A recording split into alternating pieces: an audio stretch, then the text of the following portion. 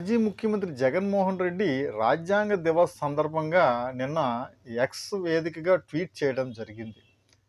ప్రజాస్వామ్యంలో ఈవీఎంల మీద అనేక అనుమానాలు ఉన్నాయని, అలాగే బ్యాలెట్ పేపర్ ద్వారా ఎన్నికలకు ఎందుకు వెళ్ళకూడదని ప్రజలు అనుకుంటున్నారని ఈ విధంగా ట్వీట్ చేయడం జరిగింది. అంతేకాకుండా సార్వభౌమత్వం, లౌకిక, ప్రజాస్వామ్యం, న్యాయం, సమానత్వం ఇవి రాజ్యాంగం కాపాడుతూ వస్తుందని, కాబట్టి దీని ఆధారంగా ఎన్నికలకు వెళ్ళే ముందు బ్యాలెట్ పేపర్ ద్వారా ఎందుకు వెళ్ళకూడదు అని ప్రజలు అనుకుంటున్నారని ఈ సందర్భంగా ఆయన చెప్పడం జరిగింది.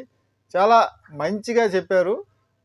ప్రతిపక్షంలో ఉంటేనే ఈవీఎంల మీద అందరికీ అనుమానాలు వస్తాయి. అంతేగాని మనం అధికారం వచ్చేటప్పుడు ఈ ఈవీఎంల మీద ఎవరూ దృష్టి పెట్టరు.